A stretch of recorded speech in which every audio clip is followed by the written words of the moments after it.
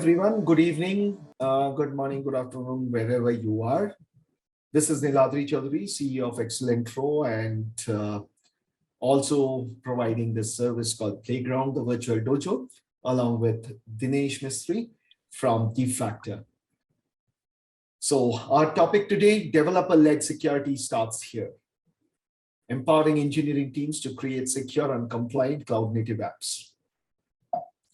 So while I was going through my daily LinkedIn posts and all, I came across this one. And what I saw is, this point is very important. A group of teenagers had several billion-dollar companies, and what they did not have was a master's degree or an experience working at FANG or 10 plus years of experience in technology or a CISSP or CISM or CISA or CISO kind of roles or certifications.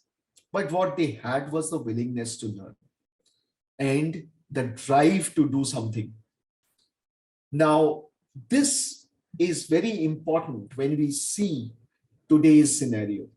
This is from this healthnetsecurity.com.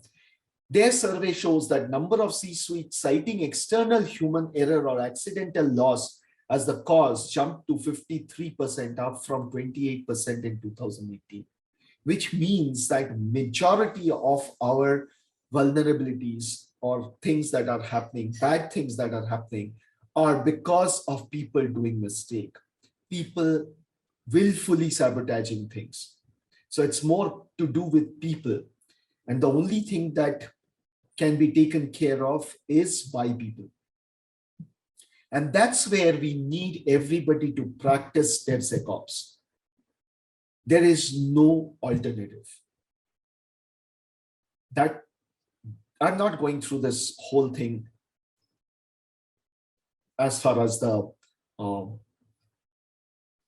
what IBM is saying as the what is DevSecOps or all these things. You can read it, you can look at it. But what is important is to understand that we need to take care of sensitive data, proprietary information. We need to stop disruption to the regular operations.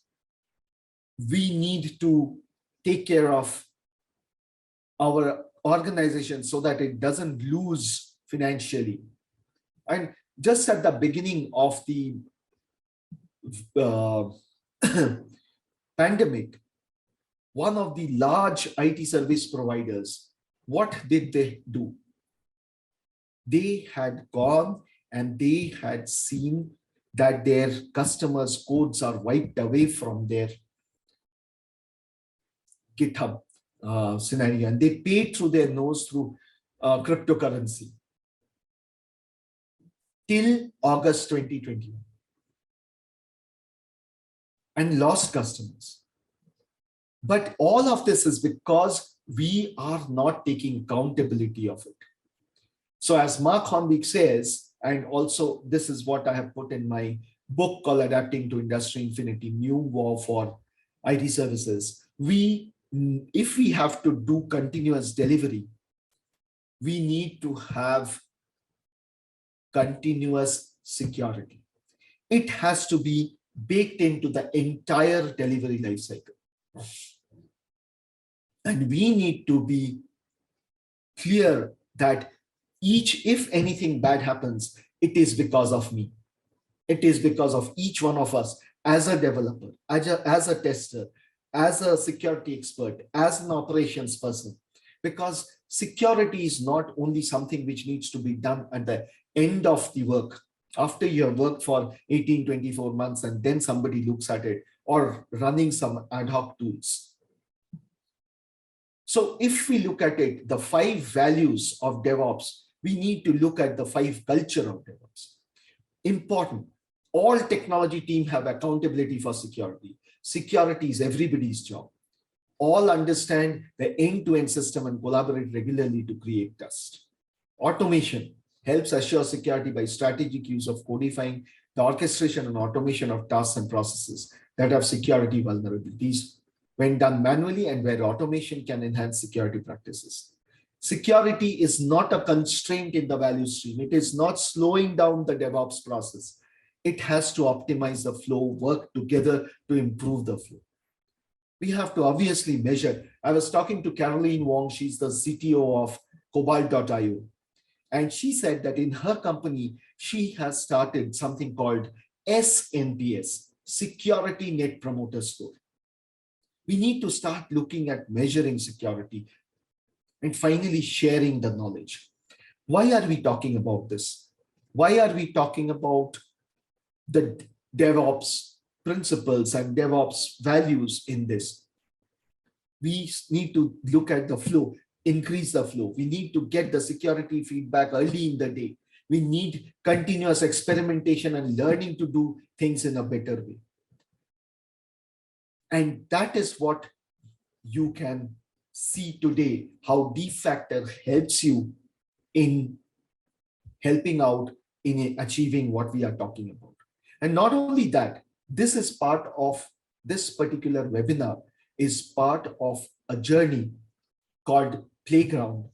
This is a service provided, it's unique and not provided anywhere other than through Excellent Road. There is playgrounddojo.com, where we have partnered with many companies like DevFactor, where not only you can just hear about things in webinars, but you can come on a pay-as-you-go. Our team will help you in hypothesizing the experiment and practice that, see how it works. Take that learning to your home, to your office, to your production environment, whatever you need to do, and do it on your own, right? So with this, I will not take much of a time. I will hand it over to Dinesh Mistry, who is the VP of Customer Experience in DevFactor, the developer security platform. And from here, Dinesh will be taking you through with a short few 3-4 slides, and then he will actually show you the demo of this particular event, this particular product that they have created. It's a wonderful product, amazing.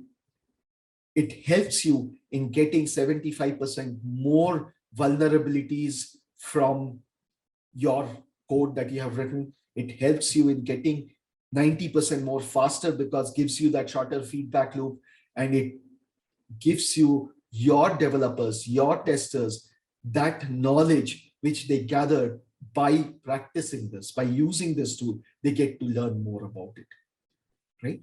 So over to Dinesh. Thank you for your time to share your knowledge here. Great, thanks, Niladri. And can I go ahead and share my screen so I'll be able to jump directly into the demo? All right, so let me start from here. Thank you for the introduction, Niladri, and thank you for inviting DevFactor to present the DevFactor security platform. So as you mentioned, I head up our customer experience team here at DevFactor, and I work closely with Niladri and the team when you guys sign up for the Playground Dojo. So as Niladri's been covering here at the top of the slides, ensuring applications are built securely from the get-go is paramount, especially in this day and age as folks are shifting to the cloud. So what DevFactor has built is a developer security platform whose goal is to really empower the developers and the engineering teams to start creating and building secure and compliant cloud native applications from the start. So we've all heard the term shift left, and that's been a big notion for the past several years. The DevFactor security platform actually takes that a little bit further and encourages developers to inherently build secure applications as they're going through that build process. So in order for that to happen, as we're moving to the cloud, it's very important that we support cloud native based instrumentation. So the DevFactor platform is purpose-built specifically for cloud native applications. So for things like Docker, Kubernetes, etc.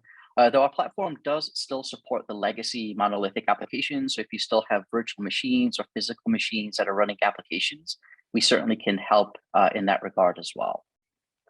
And this allows us to observe basically every thread, every process, everything that's happening inside a container and a pod to inform you with what we refer to as application-aware insights.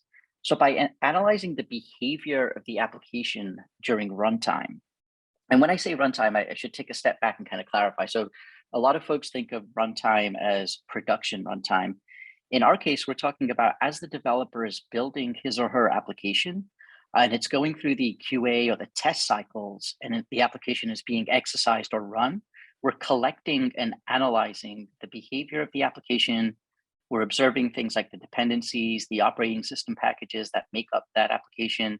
And then we're able to actually provide detailed stack trace alerts to help pinpoint the developer to the actual vulnerable code that the alert was triggered for. And this helps with prioritizing remediation. And finally, we need to make sure that it's a unified developer security experience. So to that end, the platform integrates with all the existing CI/CD toolchains, which enables the developer to have a security pipeline that is quite simple to use. And it's useful for both the developers as well as the developer ops teams within engineering organizations. So what makes DeepFactor unique? As I mentioned, it's our ability to seamlessly collect information from within all your application components. So we're observing every system call, every library interaction that's running within the application itself. And we do this without requiring any code changes. So when we talk to developers, the last thing that they want to do is add additional lines of code into their application that they're not responsible for. With DeepFactor, there's no code changes that are required. There's no agents, no sidecars, or even kernel modifications. It just seamlessly integrates. And as I jump into the demo, I'll show you how easy that is. We built the platform to be language agnostic because we understand that there's many different programming languages, and certain applications could actually be a mix. So you may have an application, as you can see on the screenshot here, this particular application is made up of both Java, C, as well as Python components. We're agnostic to any cloud, so you could be in any of the cloud providers, you could be on-premise, we will work pretty much anywhere. And we are CI/CD ready. So let's talk about the insights that we collect. So the first thing is what we refer to as a supply chain visibility. And this is a dynamic software bill of materials. So you've probably heard of tools that allow you to collect all the dependencies and operating system packages that make up an application. With DeepFactor, alongside of the operating system packages and dependencies, we're also collecting additional items such as the licensing information. What are the network ports that this application is connecting to? And also additional metrics around what those application and network interactions are happening. And I'll show you some of that here in the demo. Secondly, we provide a full application artifact scanning. Again, this is done at the application level, which means that all the alerts that we generate are very specific to the components that make up that application. So this includes a comprehensive dependency scan, a complete container scan, and then we prioritize the alerts that we find with actual runtime usage. So what I mean by that is you may have a container that has several hundred vulnerabilities, but only a certain handful of those vulnerabilities are actually being used by your application. A great example of this is the recent Log4j or Log4j announcement, where folks had a lot of Java applications and developers, as a matter of practice, were importing the logging dependency, but may not have been using it. And they needed a quick way to prioritize which applications they needed to remediate first. So with a DeepFactor platform, not only would we help identify all the applications that contained that vulnerability, but we would prioritize the applications that actually leveraged the vulnerable dependency to help prioritize remediation efforts. And then this is the secret sauce for DeepFactor, right? The runtime behavior and code risks. So as I mentioned earlier, we're monitoring all the behavior that the application is exhibiting. And this includes, again, very detailed metrics around process, memory, file system. So things from file open, file read, file write, as well as down to the code itself. So if your application is using a function to make an API call and it's using a random number generator, for example, we're able to analyze that code in runtime to see if it's securely coded. And if we identify that it's not only do we alert against that potential vulnerability, but we provide very detailed remediation steps. And I'll give you an example of that in the demonstration here. And we also bundle in what we refer to as an observability enriched DAST scanner. So this will help identify any of the OWASP top 10 vulnerabilities that may exist in web applications, but we refer to it as enhanced because there's a couple of additional items that we provide. First is the fact that it's integrated directly into the platform, which means that it can be executed during the CI run of the application itself. Secondly, we provide an enhanced coverage capability because since we're monitoring the application from the inside out, we're able to observe any additional URIs that the scanner may not be able to crawl when it's doing a black box approach, for example, scanning from the outside in. And then finally, we map all these security alerts back to compliance violations. So today we support PCI DSS version 3.2, NIST 853, and SOC 2 Type 2. So, and we are going to be supporting additional compliance frameworks here in the future. But what this really helps is giving you the ability to get ahead of any compliance requirements that you may be facing. So again, this is very specific to the application. Lots of tools are doing infrastructure-based compliance assessments, but DeepFactor will give you the very specific application layer compliance assessment. So I think this is the final slide before I'll jump into the demo, but it'll become a lot more apparent how easy it is to use DeepFactor. But at a very high level, there's really 4 steps. So the first is to integrate into the CI pipeline. So as the developer pushes the code into an SCM, such as Git, DeepFactor integrates itself into the application and starts observing the application. Any types of alerts that are generated are then sent to the developer, and this notification could happen in terms of Slack notifications. Oops, sorry. It could happen in terms of Slack notifications, in terms of automatic creations of Jira tickets, for example, or you could simply consume the alerts from the portal itself. And then once the developer fixes and verifies that the vulnerability has been fixed, we provide a command line tool. So this command line tool, DFCTL, is very similar to cloud native command line tools such as kubectl. This allows for the developer to do a quick assessment of their fix on their development environment before pushing it through the entire CI pipeline again. So once you've remediated a fix and before you commit that fix, you can very quickly check on the command line to see if that has actually been fixed indeed. And then in terms of deploying this into Kubernetes, I'll actually show you how we do this, but it's very, very simple. So it's a simple help command.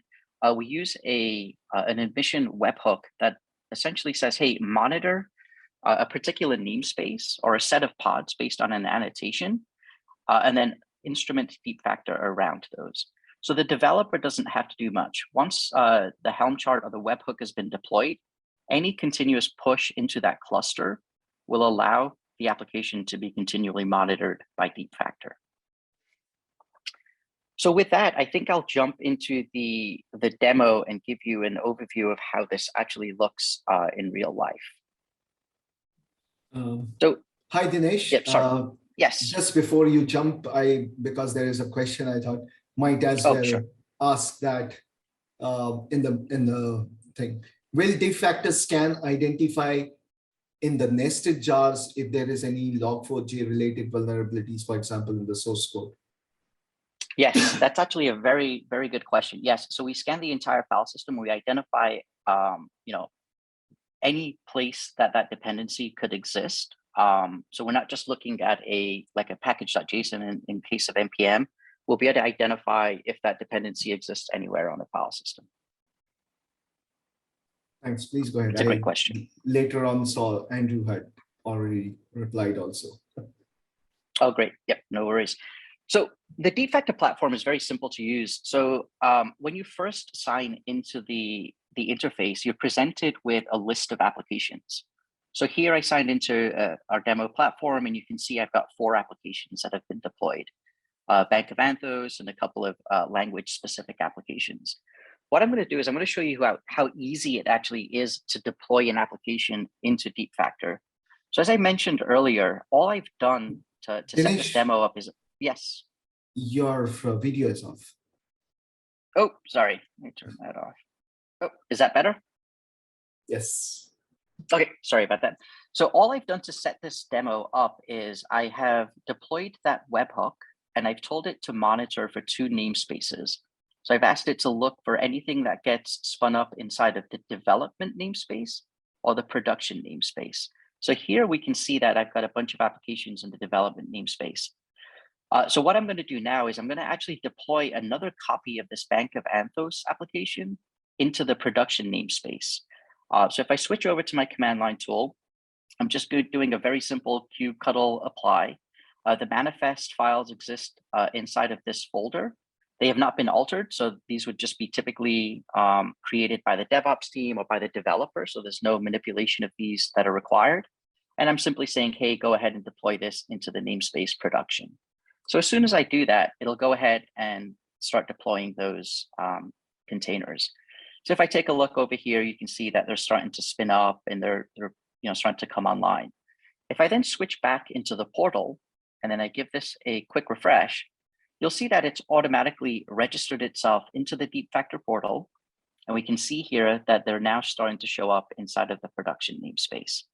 So without any effort from the developer, we've simply been able to just deploy the application into the Kubernetes cluster, and DeepFactor has started monitoring these applications.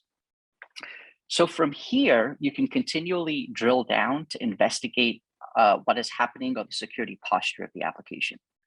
So if I expand this Bank of Anthos application, we start getting some more details. So here we can see that it was deployed into Kubernetes, it was deployed into the development namespace, and how those 154 security alerts that we've identified were distributed.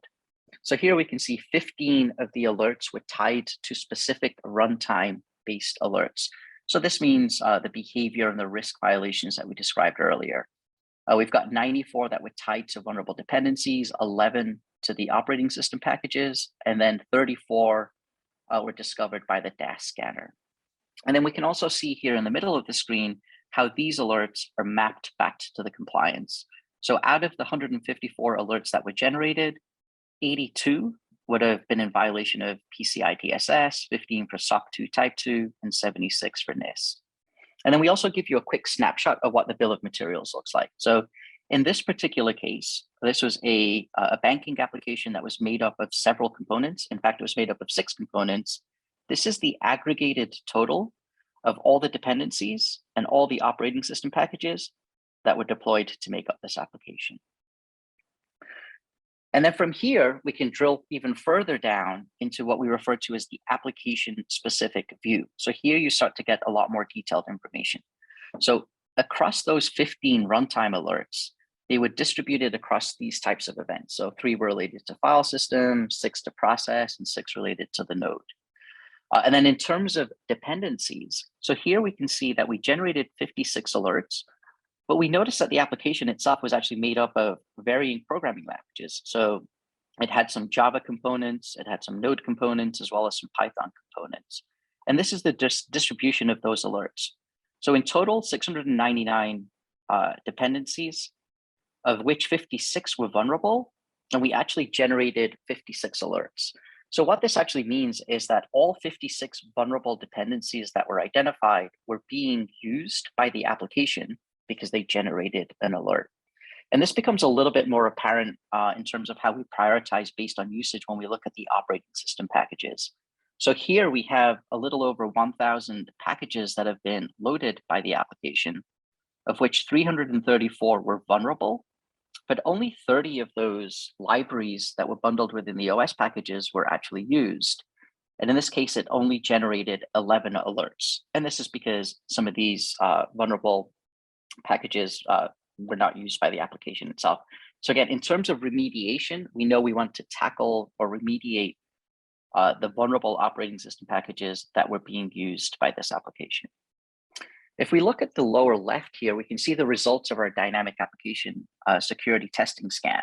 So we identify all the web services that the application is actually exposing. So here we can see the top 5 web services and the distribution of how those alerts were generated. And we'll double click into some of these to show you what the alerts look like here in a second. As I mentioned earlier, it's not really just a software bill of materials, it's actually a dynamic bill of materials, because we've also identified the language stack. So you can see again here, the total number of dependencies, but we also monitor and keep an eye on things like the network listening ports. So what ports are being opened up by my application? And then what web services are actually being exposed? And then finally here, you can see how those map back to the compliance alerts. Now, Audrey, I see some questions in the chat. Do you want me to pause here to see if there's any questions, or should I continue? Yes, why not? Maybe even though Andrew has answered it, but for the sake of everybody, let us have the answer in the audio also.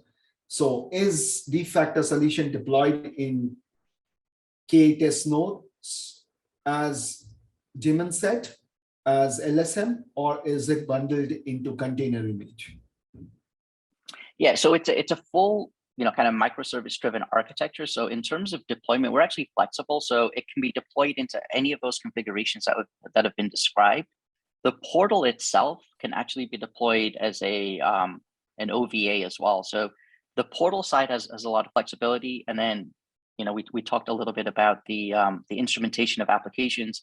In this example, I specifically talked about Kubernetes, but we could do the same for Docker. We could do the same for standalone applications using our binary there.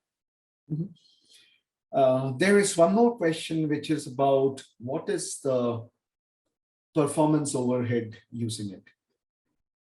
Yeah, that's a really good question. An answer that developers typically don't like is it depends, but it's very, very low single digits. So in terms of CPU overhead, we're talking low, 1 to 3% additional CPU consumption. In terms of memory, we're looking at about 50 megabytes of RAM. Again, depending on how chatty that application is, we could be on the top end of that 2 to 3% and the top end of that 50 megs. The key takeaway there is all the calculation and analysis doesn't happen on the application side. We're essentially just collecting all the data that, the telemetry as we refer to it, in the application and then streaming it into the portal, which is where the real-time analysis occurs. So the burden or the overhead on the application is quite minimal since the processing is happening within the portal. Thanks. Let's proceed and see if we get more questions. Yeah, no worries. So let's dig into kind of some of the specific types of alerts. So let's start with some of the runtime alerts. So here we can see that we've identified, again, these are things that really only DevFactor can identify, given that we're monitoring the application from the inside out. So here, when you click on the runtime tab on the left-hand side, we're showing you all the alerts that were generated across all the components. And they're prioritized, and the customer has the ability to change the priority against the default rule set. But in the standard deployment, we've marked a process that's been running, a process identified as running as root as a P1.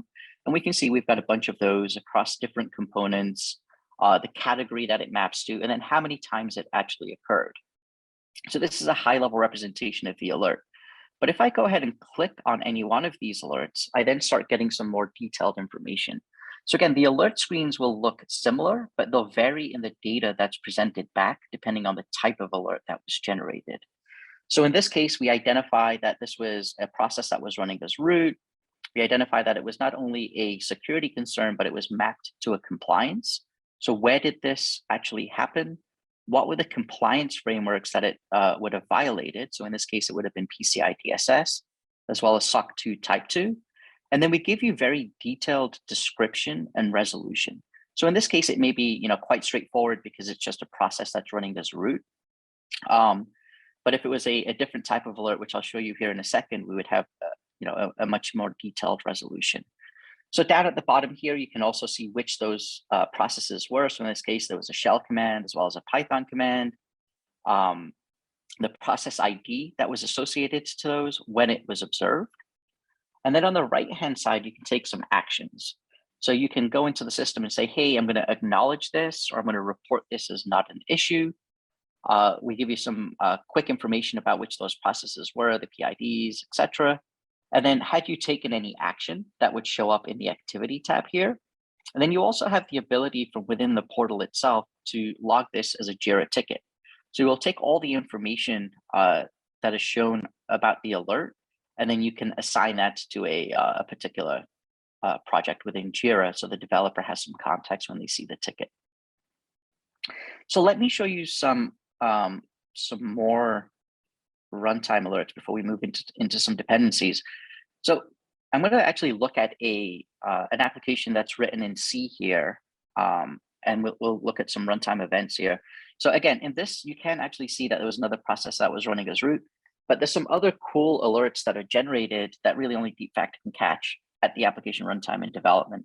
So for example, this application made an outbound connection to a prohibited country. So you could set a list of countries that the application is allowed to make outbound connections to. Another alert would be, in this case, an attempt to connect to an IP address that wasn't previously resolved by DNS. So why is this bad? This is bad because oftentimes third-party dependencies will be compromised, and the malicious attackers will hard-code an IP address to connect to when that dependency is executed. So it's a good indicator of potential compromise of that actual dependency itself. But let me dig into some of the program, application-specific alerts. So here, I think I actually mentioned this one earlier, but we noticed that there was a deterministic random number generation API that was used. So what does this mean? So if I click in this, again, you'll notice that the alert looks very similar to before, but we present a little bit, varying information. So again, we tell you what the alert was, where did it exist, the compliance. But here in the description, you can see why this alert triggered and why it's bad to use a deterministic random number generation function. So you can read up on the specific type of alert, but then we actually tell you what the resolution is, right? To inform the developer to be able to remediate this code. So you can take a look at the stack trace, which is displayed here on the right-hand side, and we give you some suggestions that, maybe you should use something like SRAND or SRAND 48. So on the right-hand side, you can actually see the stack trace. Again, the really nice thing about DeepFactor is we haven't integrated into your SCM. We're observing the application at runtime. And in this case, it happens to be a C application. So we've uploaded the symbol table, which allows us to collect this stack trace. So if I look at the stack trace, I can actually help the developer pinpoint exactly where in their code they need to go to remediate this. So you can see here that this actual vulnerability exists within the HTTP service.c on line 31. And then just like before, towards the bottom, we actually tell you which API, which process, and which PID this belonged to. So I did want to point that out because there's quite a lot of different varying types of alerts within the runtime itself. But again, just because you only see a handful of alerts here, it doesn't mean that we're not watching against a lot of other activities. So within the runtime, actually within any of these sections, you can actually look at the alert rules that it's being mapped to. So here you can see, some of the ones that were actually triggered or generated alerts. But if we scroll through this list, we're also identifying or monitoring the things such as any programs that are executing from suspicious paths. Is there anything that's loading from, any library that's loading from a suspicious path? Is the application reading any sensitive files? Is the application trying to do any manipulation within particular directories? In this case, we're looking for var. Again, malicious or compromised applications or dependencies may try to clear out or clear their tracks within their log files. So again, we monitor against lots of different types of alerts. So jumping back into dependencies now. So similar to runtime, we actually break down the dependency-based alerts. So here we can see all the vulnerable dependencies that were tied to this application. So we'll give you, the CVE, what those dependencies are. So in this particular case, you can see here that there were 3 log4js, the particular version, which component they existed in. So not only do we give you the CVE number, the CVS version 3 and 2 score, but if you expand this, we actually give you some, or rather a lot more detail about that particular vulnerable dependency. So here you have a description, you can see the source, and then we link you out to various references as well. We have different representations of, so if you, these are the vulnerabilities that existed, these are the actual total dependencies. And then here you can also see things like, what was the license associated to that? So earlier I mentioned that we have the ability to track different types of licenses. Lots of organizations may want to track to see if their application contains any GPL code, for example. That may subject them to open sourcing that, that particular piece of software. So again, these are very configurable things by the customer, but we collect and make that information available to each and every developer that uses this platform. We also give you a tree representation. So in this case, you can see all the methods and classes that are being used and where those actual vulnerabilities exist. And then we also understand that developers may not be responsible for all the components. They may be responsible for certain parts of the application or certain components.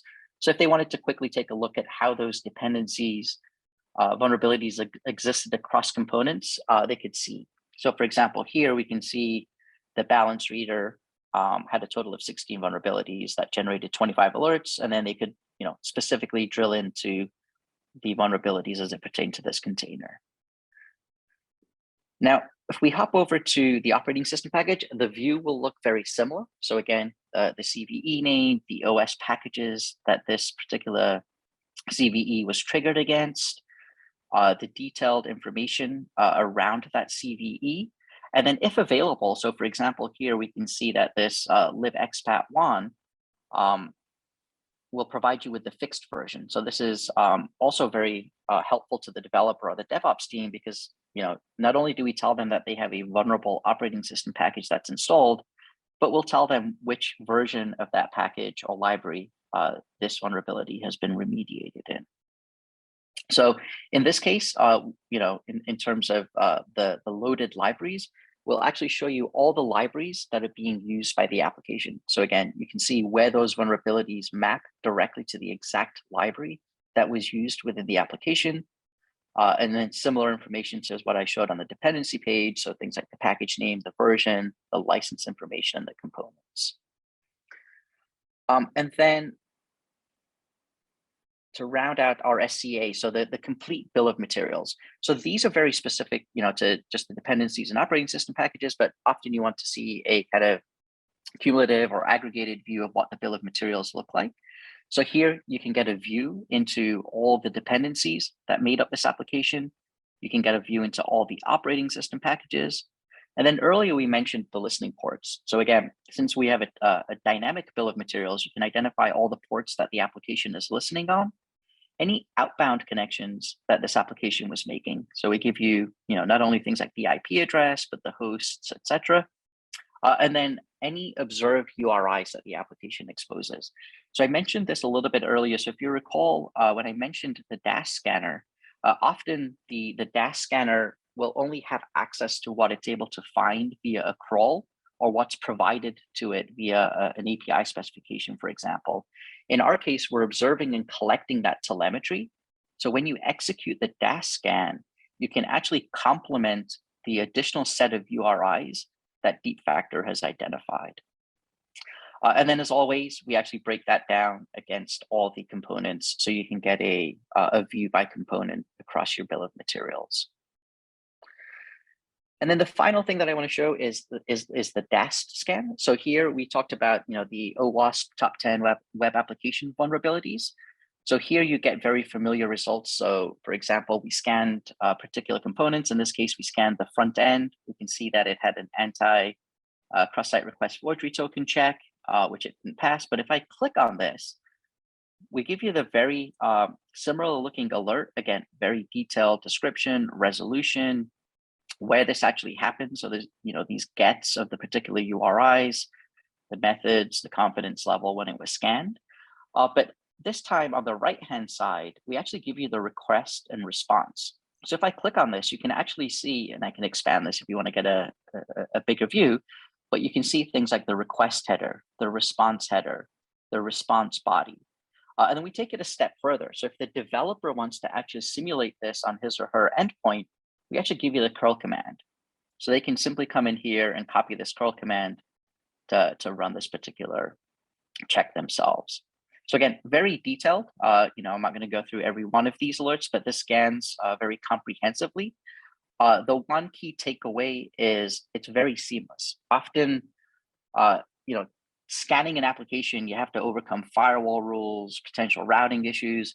In our case, since the application is already registered, it shows up as a web service, and you simply hit start scan, and it will give you some options to configure that scan. So you can do things like if you want it based on an AJAX crawler, for example, or based on an API specification, the depth of scan. You can even pass it things like the authentication, etc.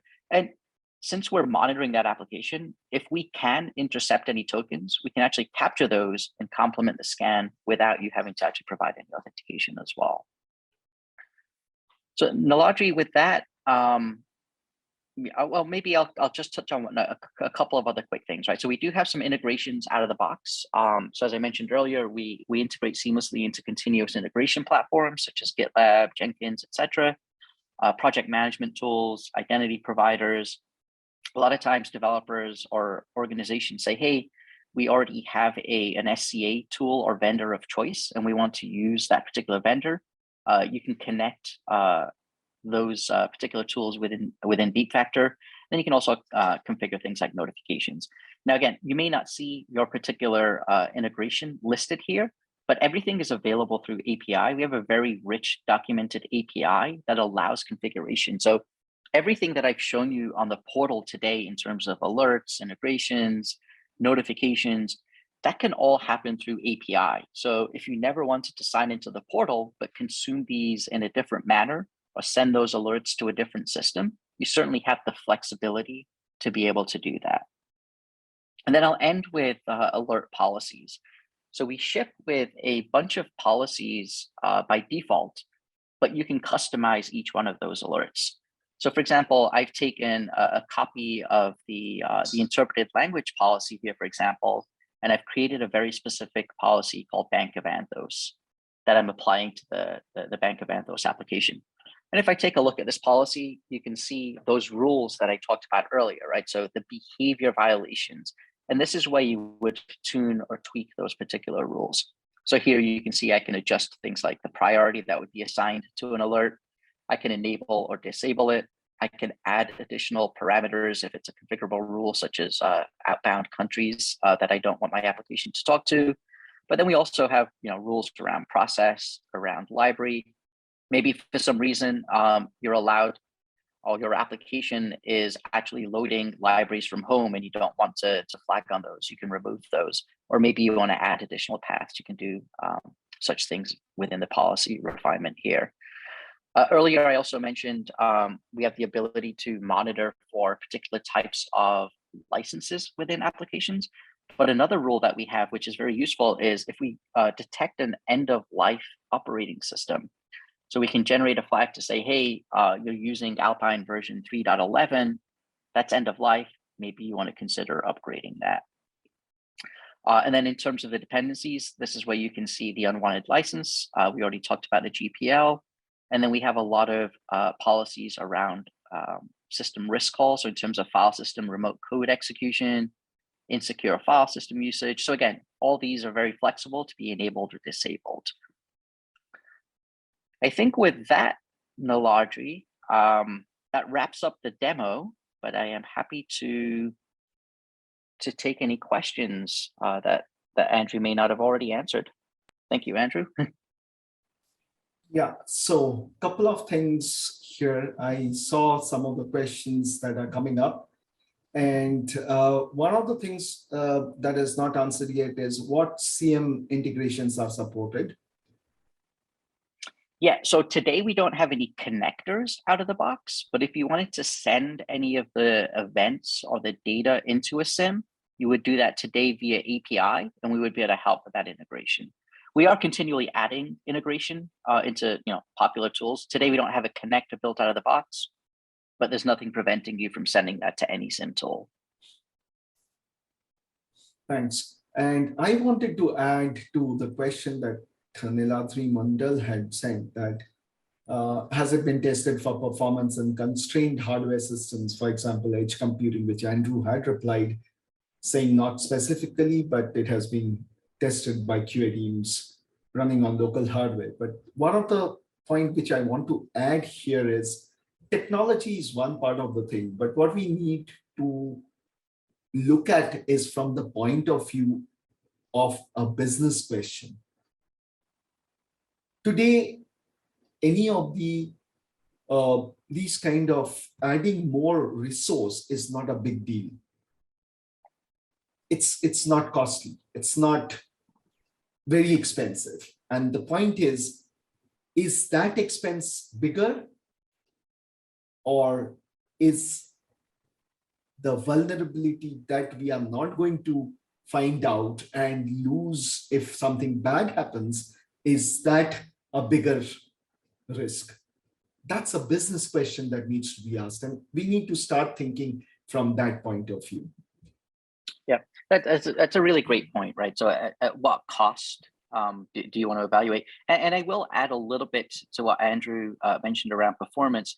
So we actually, we do have a detailed performance matrix that'll help give you some guidance. There's no kind of silver answer to exactly what it would be, but we've done analysis across a variety of types of applications, a variety of different language stacks, and as well as variety of how noisy or chatty that application is. So we can certainly get you within a particular guideline, and then we also set limits to make sure that the application doesn't suffer because DeepFactor has started monitoring that application.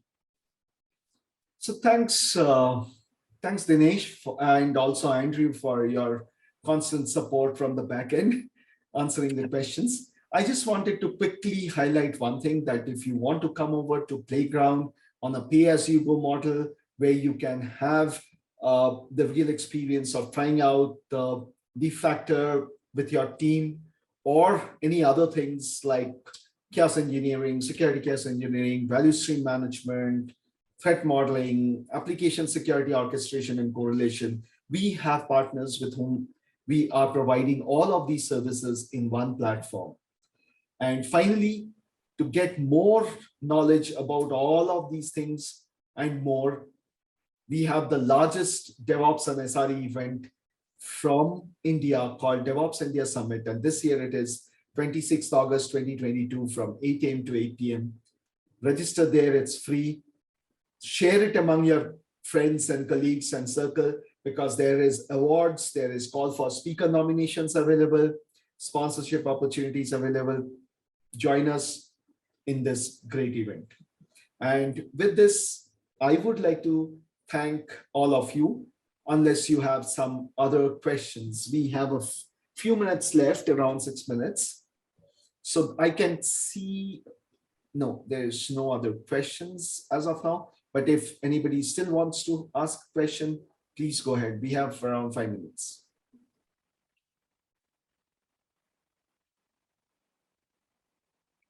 And I'd like to thank you, Niladri, as well, for allowing DeepFactor to present your solution here. Thank you. Thanks, everyone. Then, if there is no questions, we will stop here. And you will be able to get this particular recording, and you'll be able to view these when you want, again, free of cost, in the same place where you went, the playgrounddojo.com webinar section. Once this is ready, it will be there and you can watch it free. Okay, thanks everyone. Thanks Dinesh once again. Thanks Andrew, and thanks everyone who have participated. Thanks a lot. Thank you. Have a good day.